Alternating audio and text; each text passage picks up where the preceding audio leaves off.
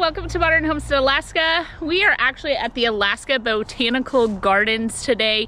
We are going to be picking up some hardneck varieties of garlic. So we'll actually continue with us actually planting out. It's kind of a two-part. I'll pick up in the garden here in a second. A Himalayan blue poppy. Begonias. It is a fall themed garden tour. It is never too early. It's also never too late to start garden planning for next year and to see some of the beautiful things that we possibly could add to our garden and our flower beds moving forward. No, we're not going down this one. That's totally just what grows in Alaska. The wild stuff? The leopard plant. Oh, I can't. These are beautiful big green ones.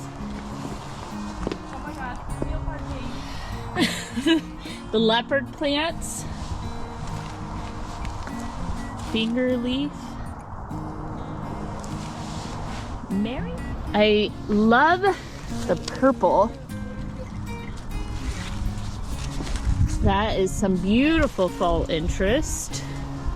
Even has some kind of berry texture. What is this grass called? Do you see a sign? Yeah, falsperia. Falsperia, whatever that is. That is beautiful. That for sure. I want to add some of this to the yard. Look at these ornamental cabbages. Those are so pretty, Bess, don't you think? Look at the bear.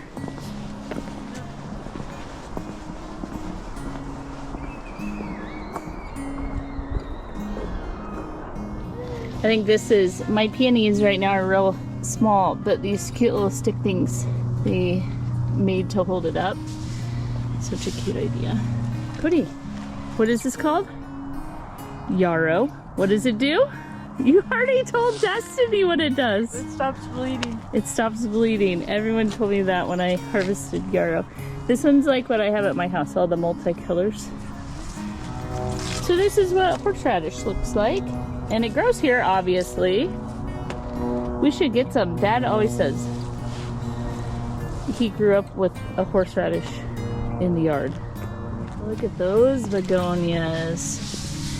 So, someone was telling me these right here, these tubular, whatever, that you can dig these up. Look at the red ones. Oh, wow. Orange. Look at this. You know what it's called? No. There it is. Lungwort. Really? That's a cool ground cover. What those are? Black-eyed Susans. That's a beautiful flower. We found the label. Pig squeak. Pig squeak. Coffee stamps, food truck, side music, and horse run. That, the tiered that they did here is beautiful. That's perfect. The flower bus. This is what kids that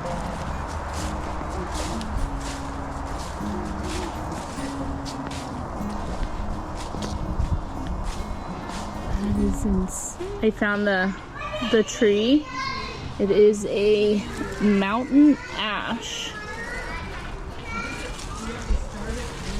That is beautiful. Chestnut red. Purple glazer. The girls and I already grabbed the garlics. We got at least a couple of each kind to try out. And then we have the garlic that we grew, and I separated off the Alaska grown ones because they were huge.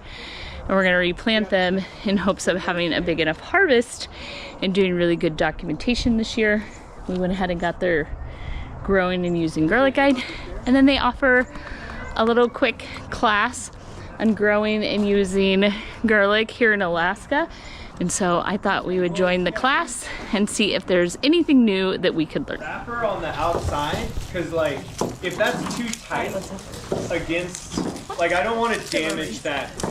Uzbek Termin. And these are like soil, make it nice and loose. That's gonna make it a lot easier. That's gonna make it a lot easier to plant as well, as you'll see. Then what I'll do is like I'll put some sustain down, compost too, and then top dress it. Then you can do your rake. Imagine this is a large rake, you can work that in. I don't want to plant like right up against the wood. I want to come in a bit.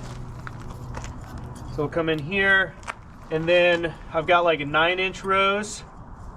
And so I'm just giving a little more space here. And then we're looking at like 4 pretty tight in the rows. So like 4 inches. 4 or 5 inches. You can really pack it in. Yep. And then really, yeah, just smash, perfect. Smash it in there. So we're going for like 3 inches. We're going for like 3 inches. Here, Cody. Here, put mine in. And then no more. Yeah, you can. There you go. The one thing is like with containers, it's like, and then we got straw.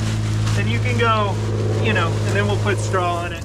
I just had so much fun, but I think the most fantastic thing is you can just always learn something. I think last year when we planted our garlic, I don't think I fertilized. I think, we just did the bed prep where the tomatoes were, and then we planted the garlic, and I didn't add fertilizer early, although my garlic did absolutely amazing. No matter where I had gotten the garlic from, whether it was from this Alaska Botanical Gardens or if I had gotten the garlic from the lower 48, both did really, really well. But I just think it is so fun to learn something new every opportunity that you get. So the girls and I are going to head and do some lunch. I'll pick up in the garden here in a second. So we got all of this seed garlic from the Alaska Botanical Garden. And we just got some of every single kind, as you saw, and now we're at home. Cody is coming in to join me, but what we're gonna do is we're gonna go ahead and these are the free little cloves that they gave us, but that is a ton of garlic.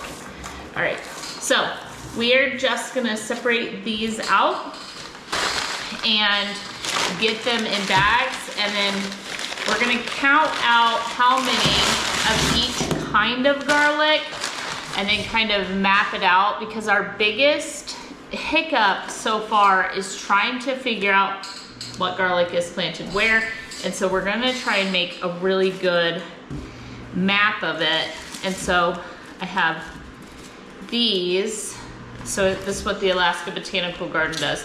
They give you this sheet, one for me, one for Cody.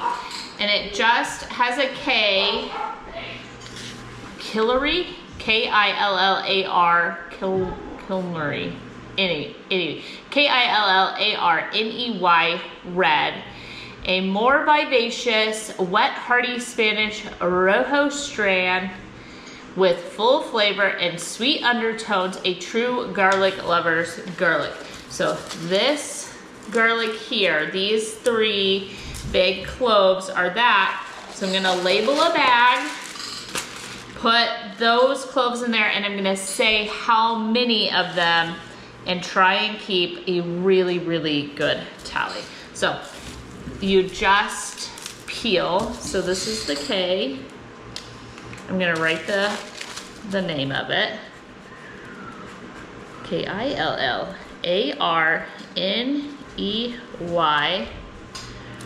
red. All right, so I'm gonna peel this and just pull apart the cloves, leaving as much of the skins intact as we possibly can. Okay, see, I got 2 peeled without any issues on the skin.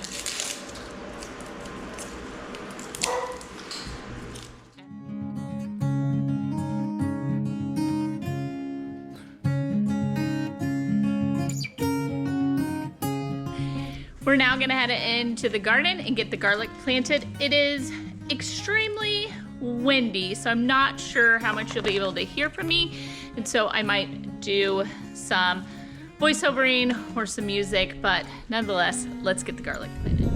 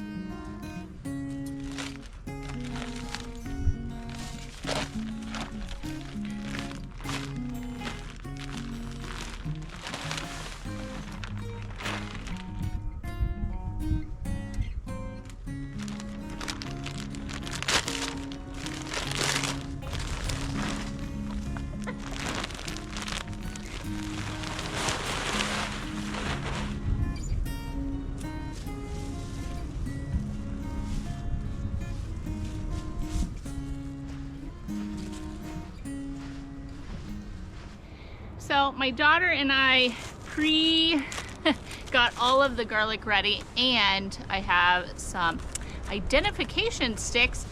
And what the guy told me at the center was to actually write it in pencil. So on wood with pencil, he says, will last throughout the winter. So I did wood pencil, and then I also did black. So we have both, hoping that I'll be able to identify these. We're gonna plant first by variety and then by type. The first variety are purple stripes. We have 3 different kinds of purple stripe: the chestnut red, the Parisian star, and the purple glazer. So with the first chestnut red, we are gonna get just as many as we can in here. And I have 2 labels for each one, and the hope is to put it where I started and where I ended. So let's find those. There we go, right here. And then the other thing I'm gonna do is lay them out, and then we'll bury them. So we have some layers in there. We have the fertilization down, and we are just gonna come through, and then we're just gonna shove them in. And they'll actually go beneath everything near the fertilized layer, and then we'll cover this over with some straw.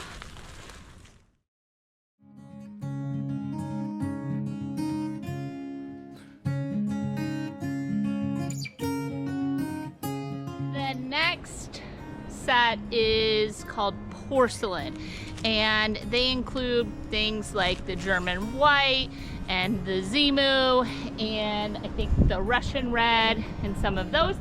And we're gonna start filling those in now.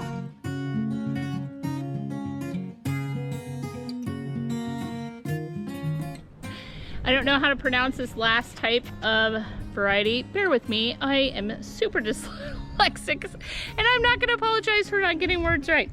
Okay, here we go. Roca M B-O-L-E. R-O-C-A-M-B-O-L-E, the variety, and it's K-I-L-L-A-R-N-E-Y red. This is our last hard neck variety that we're gonna put in.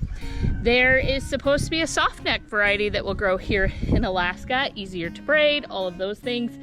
And these were grown here in Alaska, so obviously it does work. And we're gonna plant those after this last hardneck. And then we have 3 types of semi hardneck varieties we're going to try as well. So we just have 38 of this Killarney Killarney red. All right, my one and only soft neck, INCHELIUM.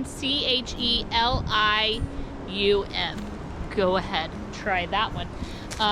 We have 24 of these guys that we're gonna get planted next, and then we'll do the semi-hard neck, and any open space left in this bed, which there may be, I can just go plant some more garlics, or I can leave it for shallots and onions next year. So we'll figure it out. The first semi-hard neck, there's 2 different varieties of semi-hard neck. And then it's Creole, C-R-E-O-L-E variety. And on average, there's 8 cloves per bulb. It is a Morado, M-O-R-A-D-O. We have 19 of those. And then the other semi-hard neck varieties are turban varieties. And we have a spring violet and an Uzbek turbot. So 19, 23, and 20 of those varieties.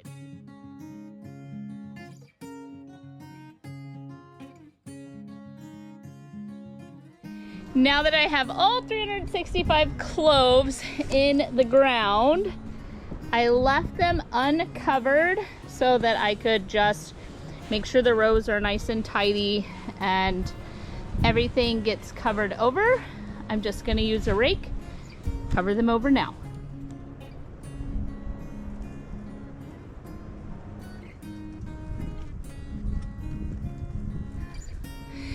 I have 1 bale of straw here. We'll see if it's enough. I need several inches on top of all of the garlic, and if it's not enough, we will just get another bale. But for now, to hold the soil down and the garlic and everything else, whoo, I'm out of breath. Let's get this on here. Oh man, the wind is unhelpful.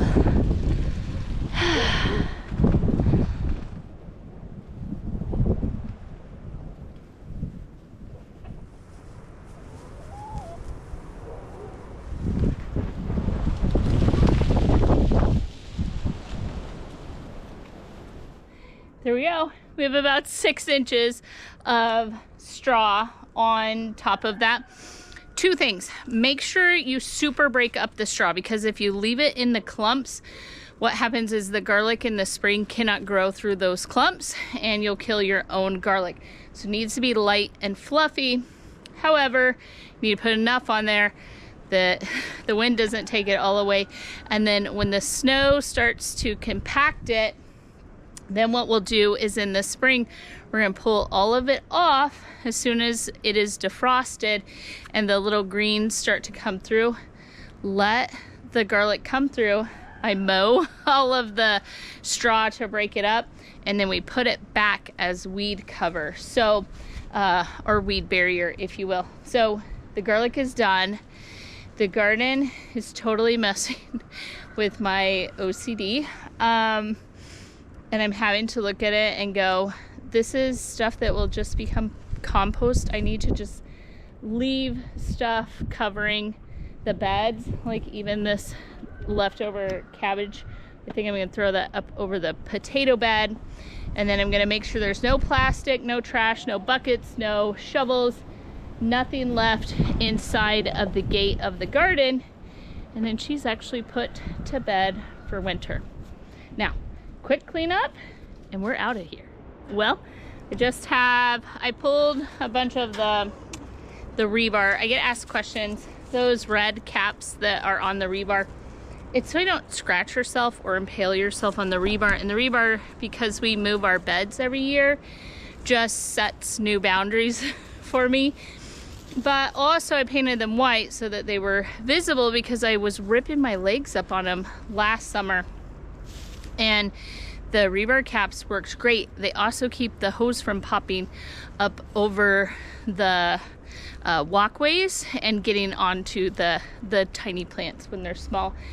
So anyway, it's always bittersweet putting the garden to bed, and looking at it right now, it looks like just such a disaster. I did whatever compost plants I had, I tried to spread them out in a single layer as best as possible on any beds I could. I had blown a bunch of leaves in here, and the wind is blowing them away before the snow could hold them down. But wow, what a beautiful garden season we had. What an incredible harvest time we had. She is so beautiful and so giving. It just makes me emotional to say goodnight to it for the winter, and we will see her again in the spring. It does at the same time relieve a bit of the burden.